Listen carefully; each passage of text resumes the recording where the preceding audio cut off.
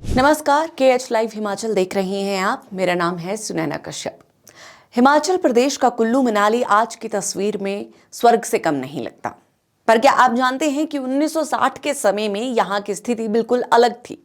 उस समय ये क्षेत्र बहुत दुर्गम था और रोहतांग पास को पार करना जानलेवा माना जाता था। उसी दौरान 14वें दलाई लामा ने रोहतांग के लिए बन रही सड़क के निर्माण का दौरा किया और ये दौरा एक ऐतिहासिक घटना बन गई, क्योंकि तब इस सड़क के लिए खुद दलाई लामा ने पत्थर तोड़े थे और तब इंटरनेशनल मीडिया में इसकी खूब चर्चा भी हुई थी। 1962 के भारत चीन युद्ध के बाद भारत सरकार ने कुल्लू और लाहौल स्पीति जिलों को जोड़ने वाली सड़क बनाने का फैसला किया था।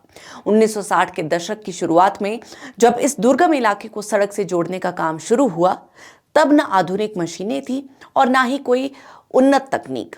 मजदूरों और इंजीनियरों ने अपने हाथों से हथौड़े और छेनी की मदद से पहाड़ों को काट कर रास्ता बनाना शुरू किया।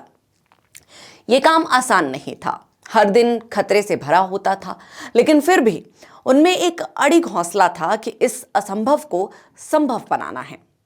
इन्हीं कठिन परिस्थितियों के बीच एक दिन एक ऐसी घटना घटी जिसने इस पूरे अभियान में नई ऊर्जा भर दी।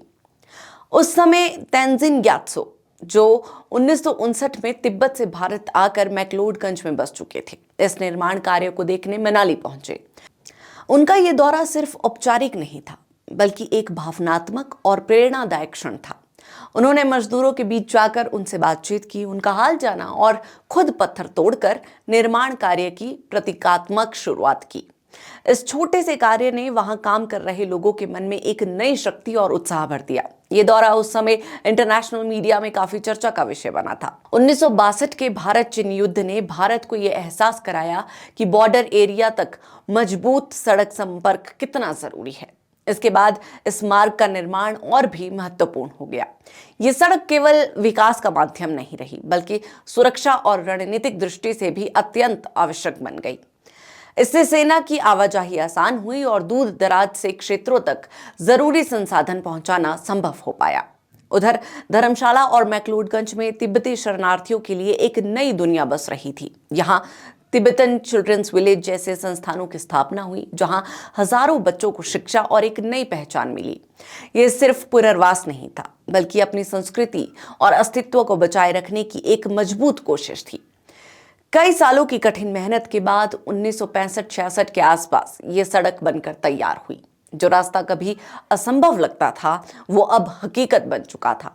आगे चलकर 1988 में मनाली लेह मार्ग को पर्यटकों के लिए खोल दिया गया, जिससे ये क्षेत्र दुनिया भर के यात्रियों के लिए आकर्षण का केंद्र बन गया। आज अटल टनल रोहतांग के बनने के बाद ये सफर बेहद आसान हो गया है। जहां कभी दिनों का सफर होता था, अब कुछ घंटों में पूरा हो जाता है।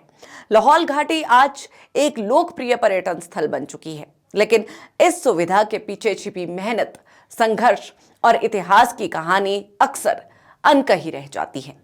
अगर आप भी रोहतांग पास या लाहौल स्पीति गए हैं और आपका इस जर्नी का कोई अनुभव रहा है, तो हमें कमेंट बॉक्स में ज़रूर बताएं और इस वीडियो को लाइक शेयर करना ना भूलें और हमारे चैनल को सब्सक्राइब ज़रूर करें।